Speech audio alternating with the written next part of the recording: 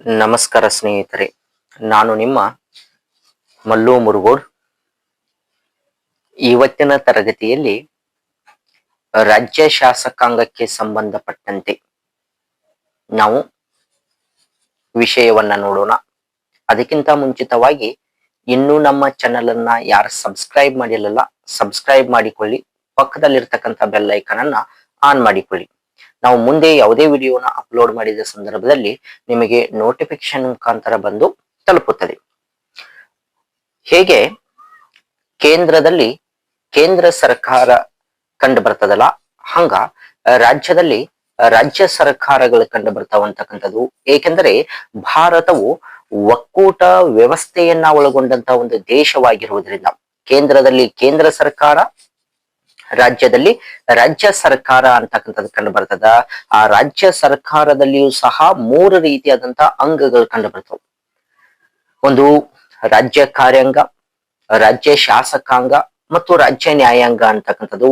ಈಗಾಗಲೇ ನಾವು ರಾಜ್ಯ ಕಾರ್ಯಾಂಗದ ಬಗ್ಗೆ ಏನ್ ಮಾಡಿದೀವಿ ಅಂದ್ರ ನೋಡಿದ್ದೀವಿ ಅಂತಕ್ಕಂಥದ್ದು.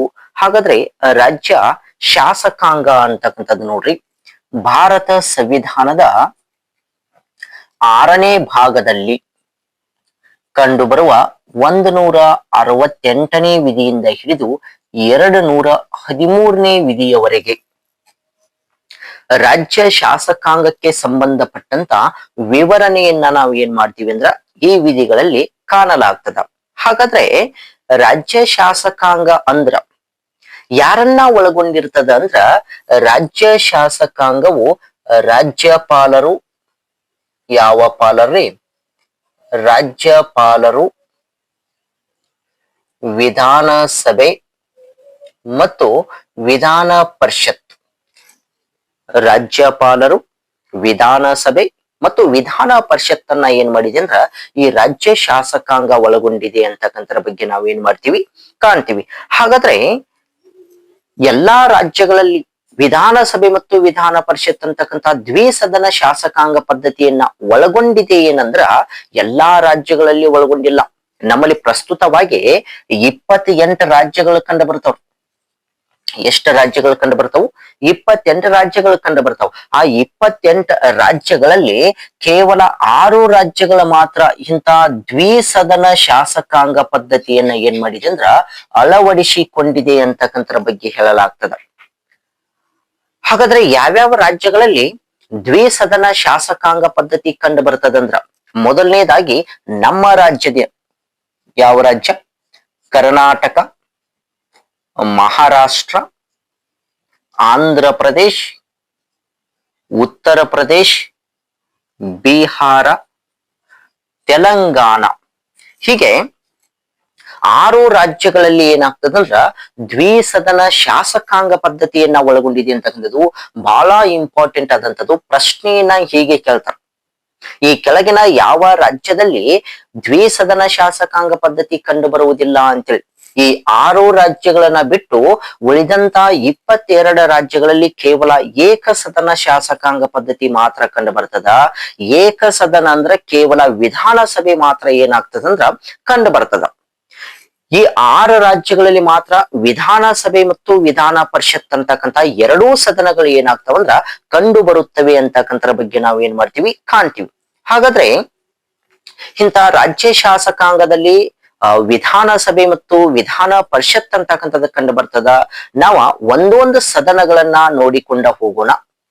ಮೊದಲನೇದಾಗಿ ಜನತಾ ಸದನವಾದಂತ ವಿಧಾನಸಭೆ ಅಂತಕ್ಕಂಥದ್ದು.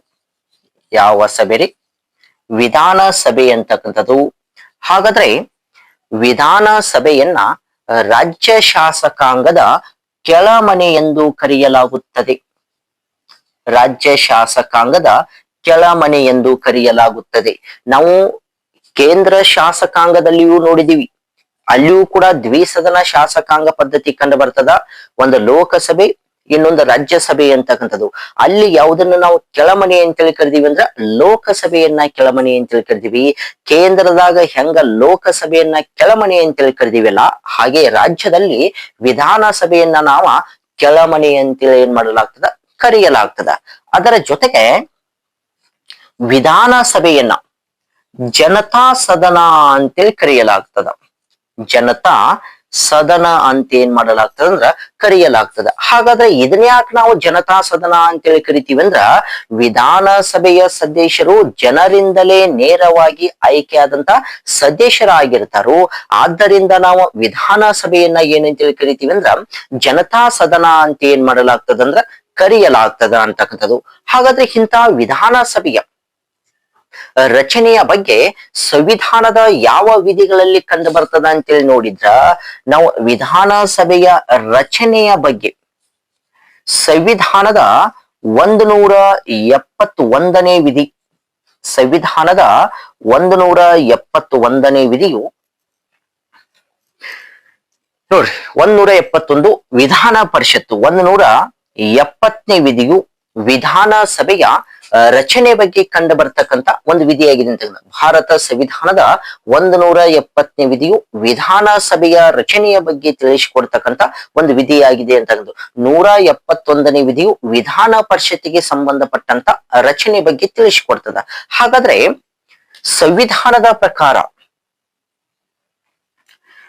ವಿಧಾನಸಭೆಯ ಸದಸ್ಯರ ಸಂಖ್ಯೆ ಎಷ್ಟಿರ್ಬೇಕಂದ್ರ ಸಂವಿಧಾನದ ಪ್ರಕಾರ ಗರಿಷ್ಠ 500, ಕನಿಷ್ಠ 60 ಸದಸ್ಯರನ್ನ ಒಳಗೊಂಡಿರ್ಬೇಕು ಅಂತಕ್ಕಂಥದ್ದು ನಮ್ಮ ಭಾರತ ಸಂವಿಧಾನವೇ ತಿಳಿಸ್ತದ. ಒಂದು ವಿಧಾನ ಸಭೆಯ ಸದಸ್ಯರ ಸಂಖ್ಯೆ ಎಷ್ಟಿರ್ಬೇಕಂದ್ರ ಗರಿಷ್ಠ 500 ಇರಬೇಕು, ಕನಿಷ್ಠ 60 ಇರಬೇಕು ಅಂತಕ್ಕಂಥದ್ದು. ಆದರೆ ಭಾರತದಲ್ಲಿ ಕೆಲವೊಂದಿಷ್ಟು ರಾಜ್ಯಗಳು ಏನಾಗಿದ್ದಾವಂದ್ರ 60ಕ್ಕಿಂತ ಕಡಿಮೆ ಸದಸ್ಯರ ಸಂಖ್ಯೆಯನ್ನ ಒಳಗೊಂಡಿದೆ ಅಂತ. ಅಂತ ರಾಜ್ಯಗಳು ಯಾವ ಅಂತೇಳಿ ಕೇಳಿದ್ರ ಈ ಗೋವಾ ಆಗಿರ್ಬೋದು, ಅದರ ಜೊತೆಗೆ ಸಿಕ್ಕಿಂ ಆಗಿರ್ಬೋದು, ಇವೆಲ್ಲವೂ ಕೂಡ 40ಕ್ಕಿಂತ ಕಡಿಮೆ ಸದಸ್ಯರನ್ನ ಒಳಗೊಂಡಂತ ವಿಧಾನಸಭೆಯನ್ನ ಒಳಗೊಂಡಿವೆ ಅಂತಕ್ಕಂಥದ್ದು. ಹೀಗಾಗಿ ಏಕೆ ಇದು ಕಡಿಮೆ ಹೊಂದಿದೆ ಅಂದ್ರ ಜನಸಂಖ್ಯೆ ಕಡಿಮೆ ಇದೆ. ಹಾಗಾದ್ರೆ ವಿಧಾನಸಭೆಯ ಸದಸ್ಯರ ಸಂಖ್ಯೆ ಯಾವುದರ ಆಧಾರದ ಮೇಲೆ ನಿರ್ಧಾರವಾಗ್ತದ ಅಂತ ಕೇಳಿದ್ರೆ ಅಂದ್ರ ಜನಸಂಖ್ಯೆಯ ಆಧಾರದ ಮೇಲೆ ನಿರ್ಧಾರವಾಗ್ತದ. ಯಾವುದರ ಆಧಾರದ ಮೇಲೆ ನಿರ್ಧಾರವಾಗ್ತದ್ರಿ? ಜನಸಂಖ್ಯೆ ಆಧಾರದ ಮೇಲೆ. ಆದ್ದರಿಂದ ಗೋವಾ ಮತ್ತು ಸಿಕ್ಕಿಂ ರಾಜ್ಯಗಳಲ್ಲಿ ಕಡಿಮೆ ಜನಸಂಖ್ಯೆ ಇರುವುದರಿಂದ ನಾವು ಏನ್ ಮಾಡ್ತೀವಿ, ಅಲ್ಲಿ ವಿಧಾನಸಭೆ ಸದಸ್ಯರ ಸಂಖ್ಯೆಯು 60ಕ್ಕಿಂತ ಕಡಿಮೆ ಅಂದ್ರೆ 40ಕ್ಕಿಂತಲೂ ಕಡಿಮೆ ಇದೆ ಅಂತಕ್ಕಂಥದ್ರ ಬಗ್ಗೆ ನಾವು ಏನ್ ಮಾಡ್ತೀವಿ ಕಾಣ್ತೀವಿ. ಹಾಗಾದ್ರೆ ಸಂವಿಧಾನದ ಪ್ರಕಾರ ಎಷ್ಟಿರಬೇಕು? 500ರಿಂದ ಕನಿಷ್ಠ 60 ಇರಬೇಕು ಅಂತಕ್ಕಂಥದ್ರ ಬಗ್ಗೆ ನಾವು ನೋಡ್ತೀವಿ. ಹಾಗಾದ್ರ ಈ ರೀತಿಯಾದಂಥದ್ದು. ಹಾಗಾದ್ರೆ ನಮ್ಮ ಕರ್ನಾಟಕ ರಾಜ್ಯದ ವಿಧಾನಸಭೆಯ ಸದಸ್ಯರ ಸಂಖ್ಯೆ ಎಷ್ಟೈತಿ ಅಂತೇಳಿ ಕೇಳ್ರಿ ಅಂದ್ರ 224 + 1. ಹಾಗಾದ್ರೆ 224 + 1 ಯಾಕೆ ಬರೋದ್ರಿ ಅಂದ್ರ ಟೋಟಲ್ 225 ಇತ್ತು.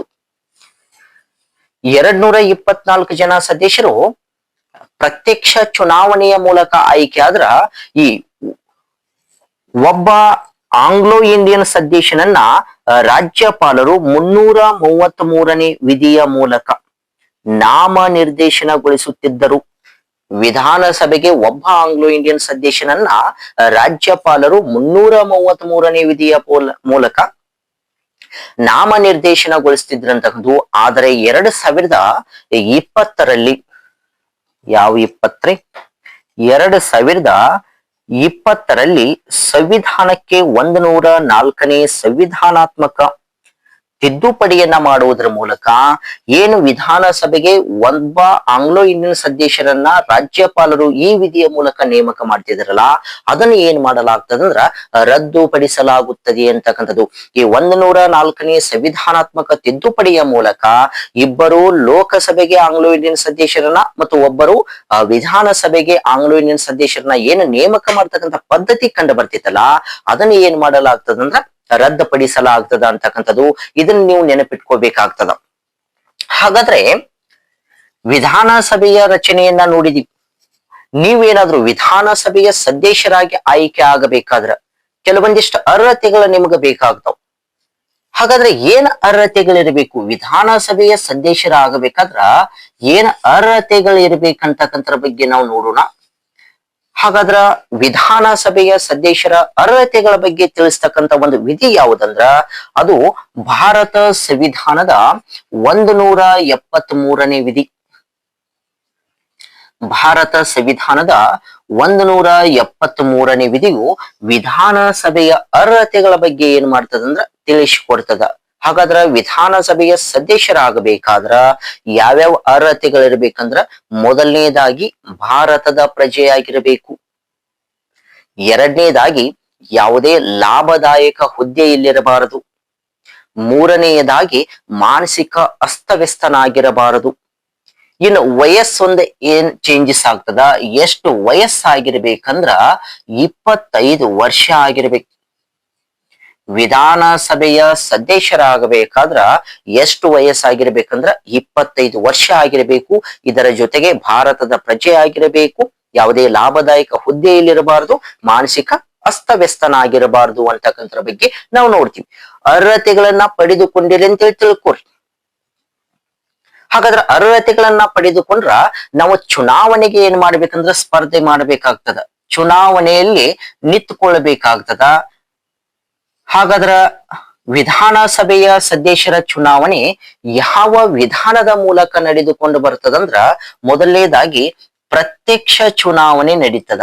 ವಿಧಾನಸಭೆಯ ಸದಸ್ಯರ ಚುನಾವಣೆ ಯಾವುದಂದ್ರ ಪ್ರತ್ಯಕ್ಷ ಚುನಾವಣೆ. ಪ್ರತ್ಯಕ್ಷ ಚುನಾವಣೆ ಅಂದ್ರ ಜನರ ಏನ್ ಮಾಡ್ತಾರಂದ್ರ ಮತಗಟ್ಟೆಗೆ ಹೋಗಿ, ಈ ಜನರೇ ಏನ್ ಮಾಡ್ತಾರಂದ್ರ ಮತಗಟ್ಟೆಗೆ ಹೋಗಿ ಮತದಾನವನ್ನ ಮಾಡ್ತಕ್ಕಂತ ಒಂದು ಪದ್ಧತಿ ಕಂಡು ಬರ್ತದ.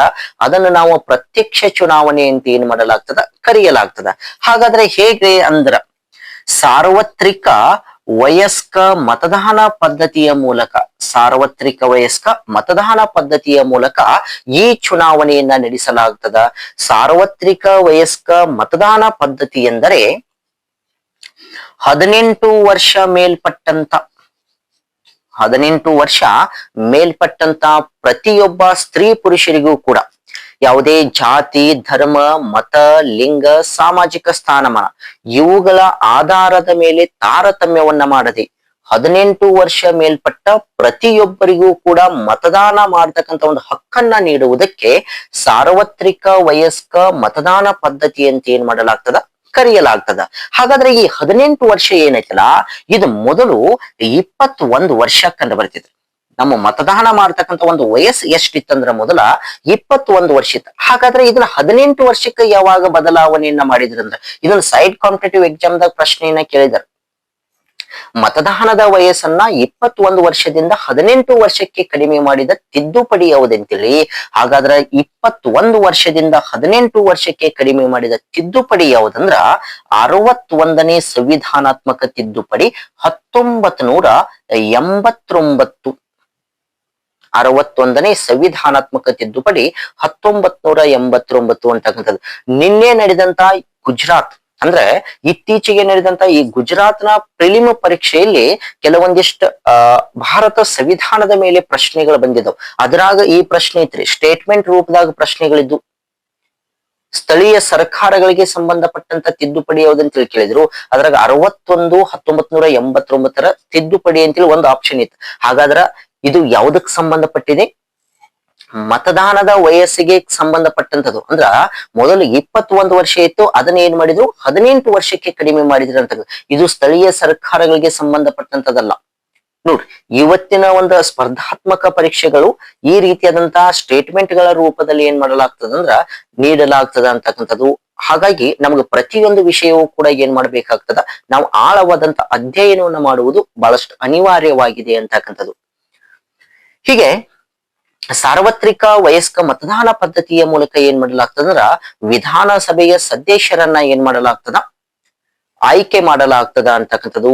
ಹಾಗಾದ್ರೆ ಚುನಾವಣೆ ನಡೀತು, ಇವರ ಅಧಿಕಾರ ಅವಧಿ ಎಷ್ಟು ಕಂಡು ಬರ್ತದಂದ್ರ ವಿಧಾನಸಭೆಯ ಸದಸ್ಯರ ಅಧಿಕಾರ ಅವಧಿ ಎಷ್ಟು ಕಂಡು ಬರ್ತದಂದ್ರ ಭಾರತ ಸಂವಿಧಾನದ 172ನೇ ವಿಧಿಯು ವಿಧಾನಸಭೆಯ ಸದಸ್ಯರ ಅಧಿಕಾರ ಅವಧಿಗೆ ಸಂಬಂಧಪಟ್ಟಿದೆ ಅಂತಕ್ಕಂಥರ ಬಗ್ಗೆ ನಾವು ಕಾಣ್ತೀವಿ. ಹಾಗಾದ್ರೆ ಎಷ್ಟು ವರ್ಷ ಅಧಿಕಾರ ಅವಧಿ ಇದೆ ಅಂದ್ರ 5 ವರ್ಷ ಅಧಿಕಾರ ಅವಧಿ ಇದೆ. ವಿಧಾನಸಭೆಯ ಅಧಿಕಾರ ಅವಧಿ ಎಷ್ಟಂದ್ರ 5 ವರ್ಷ. ಈ ವಿಧಾನಸಭೆಯ ಅಧಿಕಾರ ಅವಧಿಯನ್ನ 5 ವರ್ಷದಿಂದ 6 ವರ್ಷಕ್ಕೆ 42ನೇ ಸಂವಿಧಾನಾತ್ಮಕ ತಿದ್ದುಪಡಿಯ ಮೂಲಕ ಹೆಚ್ಚಿಗೆ ಮಾಡಲಾಗಿತ್ತು. 1976ರಲ್ಲಿ ಇಂದಿರಾ ಗಾಂಧಿಯವರ ಕಾಲದಲ್ಲಿ ಈ 42ನೇ ಸಂವಿಧಾನಾತ್ಮಕ ತಿದ್ದುಪಡಿ ಆಗ್ತದ. ಅವಾಗ ಏನ್ ಮಾಡ್ತಾರಂದ್ರ ವಿಧಾನಸಭೆಯ ಅಧಿಕಾರಾವಧಿಯನ್ನ 5 ವರ್ಷದಿಂದ 6 ವರ್ಷಕ್ಕೆ ಹೆಚ್ಚಳವನ್ನ ಮಾಡ್ತಾರ. ಹಾಗಾದ್ರ ಪ್ರಸ್ತುತವಾಗಿಯೂ ಕೂಡ 5 ವರ್ಷ ಕಂಡು ಬರ್ತದ. ಮತ್ ಇದನ್ನ ಯಾವಾಗ 6 ವರ್ಷದಿಂದ 5 ವರ್ಷಕ್ಕೆ ಕಡಿಮೆ ಮಾಡಿದ್ರಂದ್ರ ಈ 6 ವರ್ಷದಿಂದ ಮತ್ತೆ 5 ವರ್ಷಕ್ಕೆ ಕಡಿಮೆ ಮಾಡಿದ್ದ ಯಾವಾಗಂದ್ರ 44ನೇ ಸಂವಿಧಾನಾತ್ಮಕ ತಿದ್ದುಪಡಿ. ಇದ್ಯಾವಾಗ ಆಗ್ತದಂದ್ರ 1978ರಲ್ಲಿ ಆಗ್ತದ. 1978ರಲ್ಲಿ 44ನೇ ಸಂವಿಧಾನಾತ್ಮಕ ತಿದ್ದುಪಡಿಯ ಮೂಲಕ ಏನು ಇಂದಿರಾ ಗಾಂಧಿ ಅವರ ಕಾಲದಲ್ಲಿ 6 ವರ್ಷಕ್ಕೆ ಹೆಚ್ಚಳ ಮಾಡಲಾಗಿತ್ತಲ್ಲ, ಅದನ್ನ ಮತ್ತೆ ಏನ್ ಮಾಡ್ತಾರಂದ್ರ 5 ವರ್ಷಕ್ಕೆ ಕಡಿಮೆ ಮಾಡ್ತಾರಂತಕ್ಕಂಥದ್ದು. ವಿಧಾನಸಭೆಯ ಪ್ರಸ್ತುತ ಅಧಿಕಾರಾವಧಿ ಎಷ್ಟೈತೆ ಅಂದ್ರ 5 ವರ್ಷ ಅಂತಕ್ಕಂಥದ್ದು. ಇದನ್ನ ನಾವ ರಾಷ್ಟ್ರೀಯ ತುರ್ತು ಪರಿಸ್ಥಿತಿಯ ಸಂದರ್ಭದಲ್ಲಿ, ನ್ಯಾಷನಲ್ ಎಮರ್ಜೆನ್ಸಿ ಸಂದರ್ಭದಲ್ಲಿ 1 ವರ್ಷ ಏನ್ ಮಾಡಬಹುದು ಅಂದ್ರ ವಿಸ್ತರಣೆ ಮಾಡಬಹುದು. ಇದನ್ನ ಎಸಡಿಯದಾಗ ಪ್ರಶ್ನೆಯನ್ನ ಕೇಳಿದ್ರು. ರಾಷ್ಟ್ರೀಯ ತುರ್ತು ಪರಿಸ್ಥಿತಿಯ ಸಂದರ್ಭದಲ್ಲಿ ವಿಧಾನಸಭೆಯ ಅಧಿಕಾರಾವಧಿಯನ್ನ ಎಷ್ಟರವರೆಗೆ ವಿಸ್ತರಣೆ ಮಾಡಬಹುದು? ಅಲ್ಲಿ 6 ತಿಂಗಳು, 3 ತಿಂಗಳು, 1 ವರ್ಷ, 2 ವರ್ಷ ಅಂತೇಳಿ ಆಪ್ಷನ್ಗಳಿದ್ದು, ಎಷ್ಟು ವರ್ಷ ಹೆಚ್ಚಳ ಮಾಡಬಹುದಂದ್ರ 1 ವರ್ಷ ಏನ್ ಮಾಡಬಹುದು ಹೆಚ್ಚಳವನ್ನ ಮಾಡಬಹುದು ಅಂತಕ್ಕಂಥದ್ದು. ಅದರ ಜೊತೆಗೆ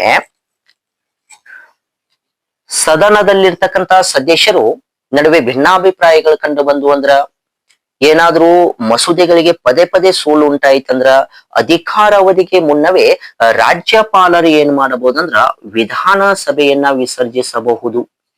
ರಾಜ್ಯಪಾಲರು ಮುಖ್ಯಮಂತ್ರಿಯ ಸಲಹೆ ಮೇರೆಗೆ ವಿಧಾನಸಭೆಯನ್ನ ಅಧಿಕಾರಾವಧಿಗೆ ಮುಂಚಿತವಾಗಿನ ಏನ್ ಮಾಡಬಹುದು ಅಂದ್ರ ವಿಸರ್ಜನೆಯನ್ನ ಮಾಡಬಹುದು ಅಂತಕ್ಕಂಥದ್ರ ಬಗ್ಗೆ ನಾವು ಏನ್ ಮಾಡ್ತೀವಿ ಕಾಣ್ತೀವಿ ಅಂತಕ್ಕಂಥದ್ದು. ಹಾಗಾದ್ರೆ ಇಷ್ಟು ರೀತಿಯಾದಂತ ಅಧಿಕಾರಾವಧಿ 5 ವರ್ಷ ಅಂತಕ್ಕಂಥದ್ದು. ಇನ್ನ ಅಧಿವೇಶನ ಅಂತಕ್ಕಂಥದ್ದು. ಅಧಿವೇಶನ ಹಾಗಾದ್ರೆ ವಿಧಾನಸಭೆಯ ಅಧಿವೇಶನವನ್ನ ಕರೆಯುವ ಅಧಿಕಾರ ಯಾರಿಗೆ ಕಂಡು ಬರ್ತದಂದ್ರ ರಾಜ್ಯಪಾಲರಿಗೆ ಕಂಡು ಬರುತ್ತದೆ. ಯಾವ ಪಾಲರು? ರಾಜ್ಯಪಾಲರು. ಈ ರಾಜ್ಯಪಾಲರು ವಿಧಾನಸಭೆಯ ಅಧಿವೇಶನವನ್ನ ಕರೆಯುವ, ಮುಂದೂಡುವ ಮತ್ತು ಅಧಿಕಾರಾವಧಿಗೆ ಮುನ್ನವೇ ವಿಸರ್ಜನೆ ಮಾಡ್ತಕ್ಕಂಥ ಒಂದು ಅಧಿಕಾರವನ್ನ ಏನ್ ಮಾಡಿದಾರೆ ಅಂದ್ರ ಪಡೆದುಕೊಂಡಿದ್ದಾರೆ. ವಿಧಾನಸಭೆಯ ಸದಸ್ಯರು ವರ್ಷದಲ್ಲಿ 2 ಬಾರಿ ಅಧಿವೇಶನವನ್ನ ಸೇರುತ್ತಾರೆ. ವರ್ಷದಲ್ಲಿ 2 ಬಾರಿ ಅಧಿವೇಶನವನ್ನ ಸೇರುತ್ತಾರೆ. ಆ 2 ಅಧಿವೇಶನಗಳ ನಡುವಿನ ಅಂತರ ಎಷ್ಟು ಮೀರಬಾರದಂದ್ರ 6 ತಿಂಗಳನ್ನ ಮೀರಬಾರದು. 2 ಅಧಿವೇಶನಗಳ ನಡುವಿನ ಅಂತರ 6 ತಿಂಗಳನ್ನ ಮೀರಬಾರದು ಅಂತಕ್ಕಂಥದ್ದು. ಸದಸ್ಯರ ಕೋರಿಕೆಯ ಮೇರೆಗೆ ರಾಜ್ಯಪಾಲರು ವಿಶೇಷ ಅಧಿವೇಶನವನ್ನ ಕರಿತಕ್ಕಂತ ಒಂದು ಅಧಿಕಾರವನ್ನ ಏನ್ ಮಾಡಿದಾರೆ ಅಂದ್ರ ಪಡೆದುಕೊಂಡಿದ್ದಾರೆ ಅಂತಕ್ಕಂಥರ ಬಗ್ಗೆ ಹೇಳಲಾಗ್ತದ. ಹೀಗೆ ಈ ಅಧಿವೇಶನಕ್ಕೆ ಸಂಬಂಧಪಟ್ಟತೆ. ಹಾಗಾದ್ರೆ ವಿಧಾನಸಭೆಯ ಅಧಿವೇಶನ ನಡೆಯಲು ಕೋರಂ ಎಷ್ಟಿರಬೇಕಂತಕ್ಕಂಥದ್ದು. ಕೋರಂ ಎಂದರೆ ಅಧಿವೇಶನ ನಡೆಸಲು ಹಾಜರಿರಬೇಕಾದ ಕನಿಷ್ಠ ಸದಸ್ಯರ ಸಂಖ್ಯೆಯನ್ನ ಕೋರಂ ಎಂದು ಕರೆಯಲಾಗುತ್ತದೆ. ಹಾಗಾದ್ರೆ ವಿಧಾನಸಭೆಯ ಅಧಿವೇಶನ ನಡೆಯಲು ಕನಿಷ್ಠ ಎಷ್ಟು ಜನ ಸದಸ್ಯರ ಹಾಜರಿರಬೇಕಂದ್ರ 1/10 ಅಂತಕ್ಕಂಥದ್ದು. ಈ 1/10 ರಷ್ಟು ಸದಸ್ಯರು ಏನಾಗಬೇಕಂದ್ರ ವಿಧಾನಸಭೆಯ ಅಧಿವೇಶನ ನಡೆಯಲು ಏನಿರಬೇಕಾಗ್ತದ ಹಾಜರಿರಬೇಕಾಗ್ತದ ಅಂತಕ್ಕಂಥದ್ದು. ಇದು ಕೂಡ ಪ್ರಮುಖವಾದಂಥದ್ದು. ಹಾಗಾದ್ರೆ ಅಧಿವೇಶನವನ್ನ ಕರೆಯುವವರು ರಾಜ್ಯಪಾಲರು. ಆ ಅಧಿವೇಶನದ ಅಧ್ಯಕ್ಷತೆಯನ್ನು ವಹಿಸಬೇಕಲ್ಲ. ಒಂದು ಅಧಿವೇಶನ ಸುವ್ಯವಸ್ಥಿತವಾಗಿ ಶಾಂತಿ ರೀತಿಯಿಂದ ನಡೆದುಕೊಂಡು ಹೋಗಬೇಕಾದ್ರ ಒಬ್ರ ಅಧ್ಯಕ್ಷರಂತಕ್ಕಂಥವ್ರು ಬೇಕಾಗ್ತಾವ್ರು. ಹಾಗಾದ್ರ ಅಂತ ಸಭಾಧ್ಯಕ್ಷರ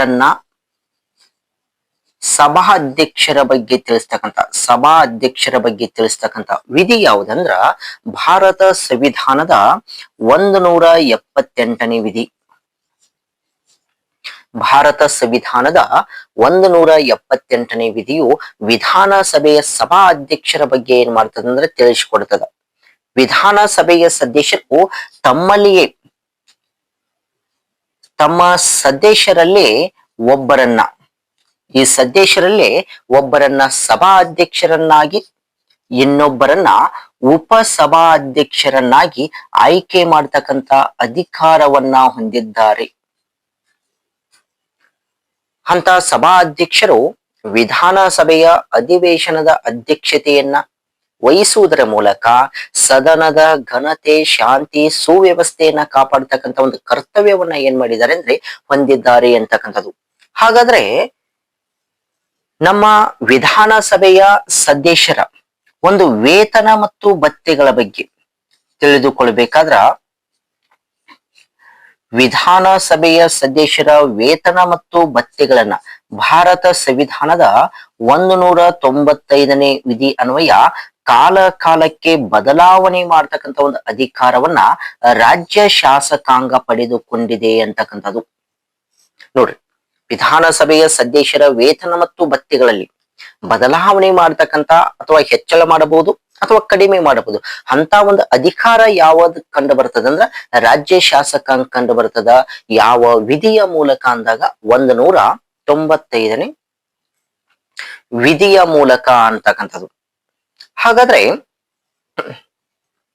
ಇತ್ತೀಚೆಗೆ ನಮ್ಮ ಕರ್ನಾಟಕದ ವಿಧಾನಸಭೆಯ ಸದಸ್ಯರ ವೇತನದಲ್ಲಿ 50% 50% ಏನ್ ಮಾಡಿದಾರೆ ಅಂದ್ರೆ ಹೆಚ್ಚಳವನ್ನ ಮಾಡಿದ್ರು ಅಂತಕ್ಕಂಥದ್ದು. ನೋಡು, ಎಲ್ಲಾ ಸದಸ್ಯರ ವೇತನವನ್ನ 50% ಹೆಚ್ಚಳವನ್ನ ಮಾಡಲಾಯಿತು. ಅಂತ ಅಧಿಕಾರ ಯಾರಿಗೆ ಕಂಡು ಬರ್ತದಂದ್ರ ಈ ರಾಜ್ಯ ಶಾಸಕಾಂಗಕ್ಕೆ ಕಂಡು ಬರ್ತದ ಅಂತಕ್ಕಂಥದ್ರ ಬಗ್ಗೆ ಹೇಳಲಾಗ್ತದ.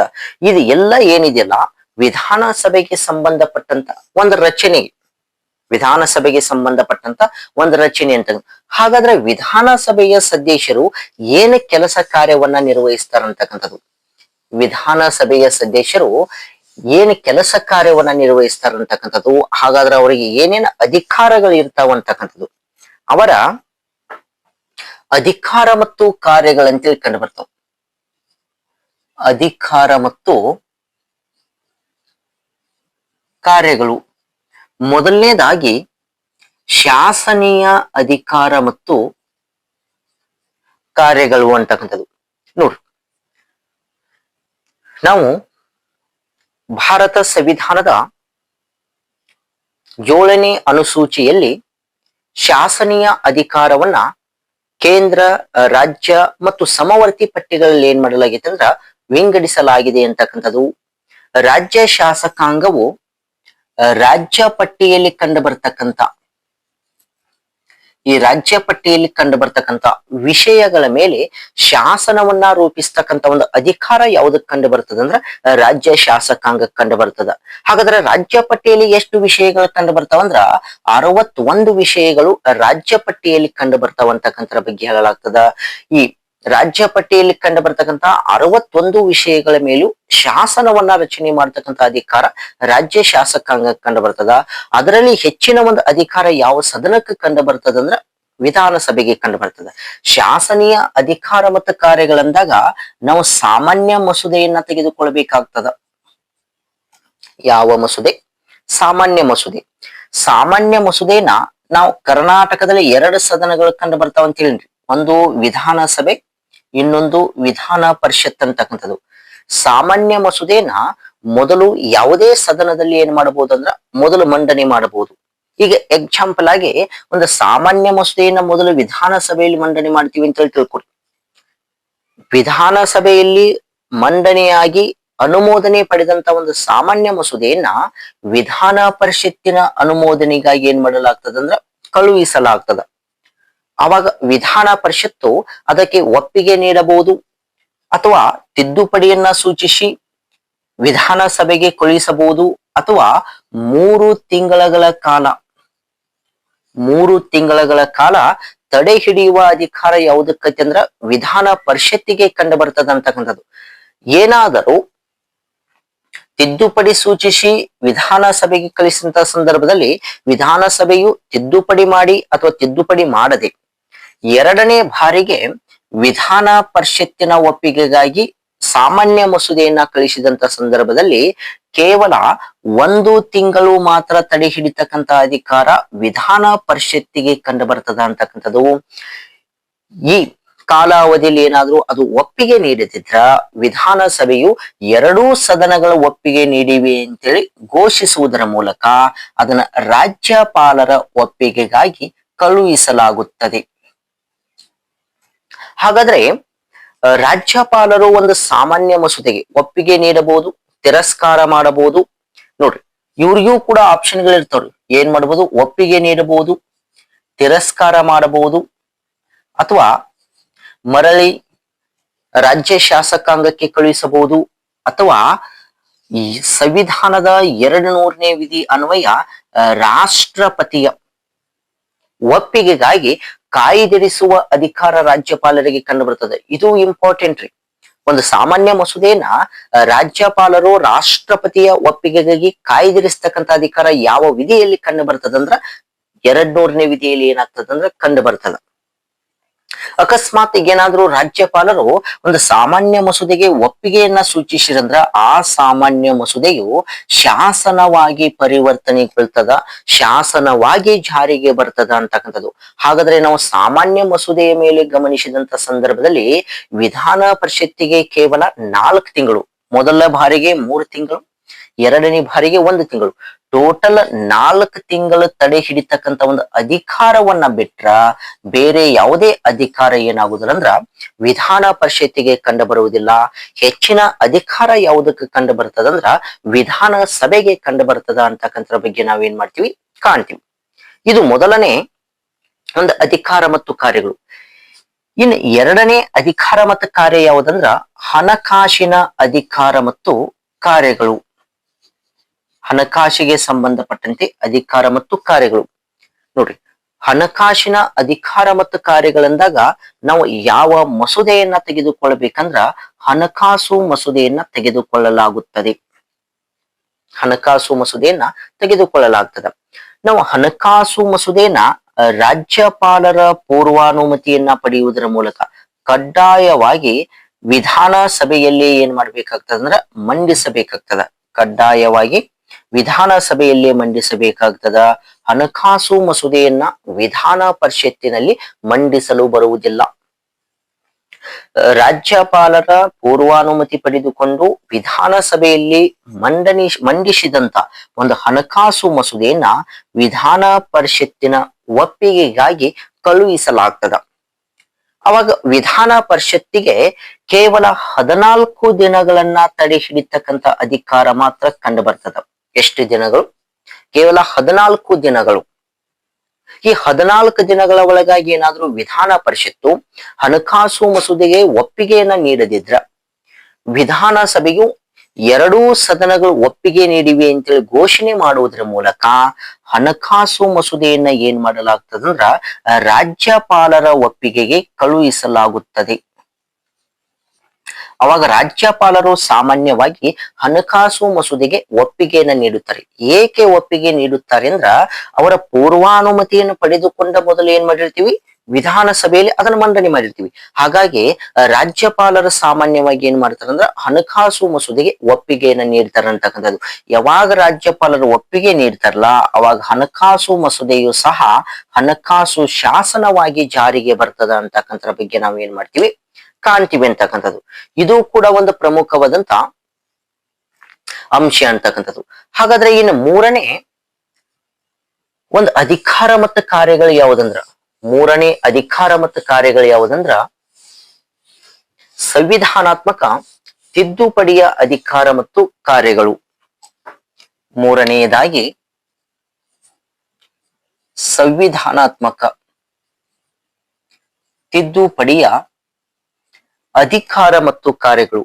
ನಾವು ಸಂವಿಧಾನಾತ್ಮಕ ತಿದ್ದುಪಡಿಯ ಅಧಿಕಾರ ಮತ್ತು ಕಾರ್ಯಗಳು ವಿಧಾನಸಭೆಗೆ ಹೆಂಗ್ ಕಂಡು ಬರ್ತದ ಸರ, ಲೋಕಸಭೆ ಮತ್ತು ರಾಜ್ಯಸಭೆಯಲ್ಲಿ ಕಂಡು ಬರ್ತದ ಅಂತೇಳಿ ಕೇಳ್ರ ವಿಧಾನಸಭೆಗೂ ಕಂಡು ಬರ್ತದೆ. ನೋಡ್ರಿ, ನಾವು ತಿದ್ದುಪಡಿ ಮಸೂದೆಯನ್ನ ತೆಗೆದುಕೊಳ್ಬೇಕಾಗ್ತದ. ಭಾರತ ಸಂವಿಧಾನದ 368ನೇ ವಿಧಿ ಅನ್ವಯ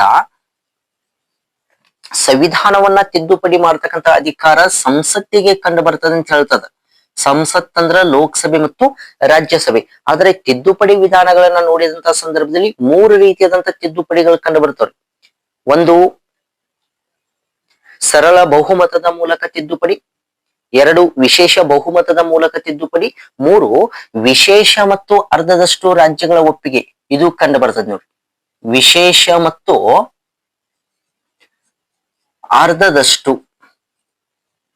ಅರ್ಧದಷ್ಟು ರಾಜ್ಯಗಳ ಒಪ್ಪಿಗೆಯ ಮೇರೆಗೆ, ಅರ್ಧದಷ್ಟು ರಾಜ್ಯಗಳ ಒಪ್ಪಿಗೆಯ ಮೇರೆಗೆ ತಿದ್ದುಪಡಿ ಅಂತಕ್ಕಂಥದ್ದು. ಈ ಒಂದು 3ನೇ ವಿಧಾನದಲ್ಲಿ ವಿಧಾನಸಭೆಗೆ ಏನಾಗ್ತದಂದ್ರ ಅಧಿಕಾರ ಕಂಡು ಬರ್ತದ ಅಂತಕ್ಕಂಥದ್ದು.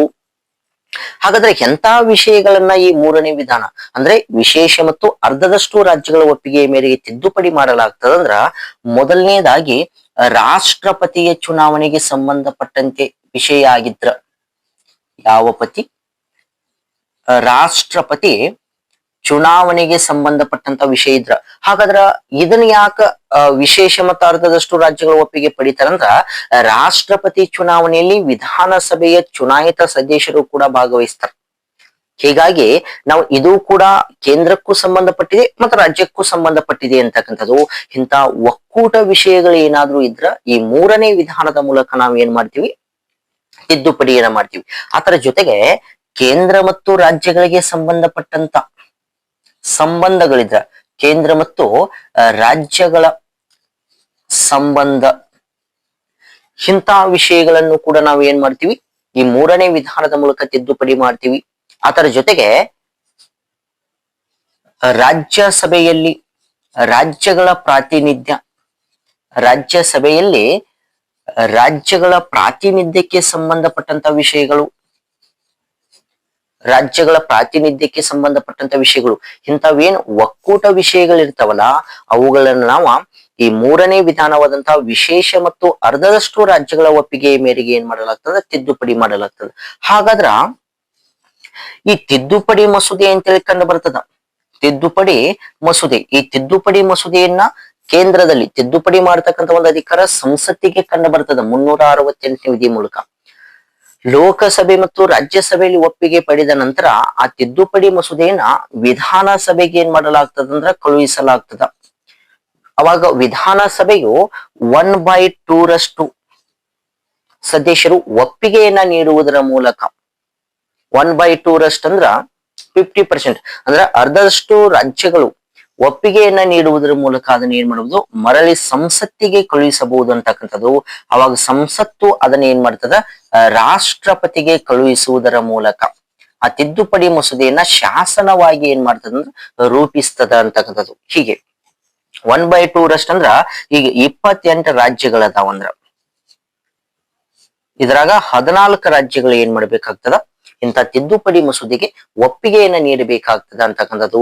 ಹೀಗಾಗಿ ರಾಜ್ಯದಲ್ಲಿ ಕಂಡು ಬರ್ತಕ್ಕಂಥ ವಿಧಾನಸಭೆಗೂ ಕೂಡ ಏನಿದೆ ಅಂದ್ರ ತಿದ್ದುಪಡಿ ಮಸೂದೆ ಮೇಲೆ ಅಧಿಕಾರವಿದೆ ಅಂತಕ್ಕಂಥರ ಬಗ್ಗೆ ಏನ್ ಮಾಡಲಾಗ್ತದ, ನಾವು ನೋಡಲಾಗ್ತದ.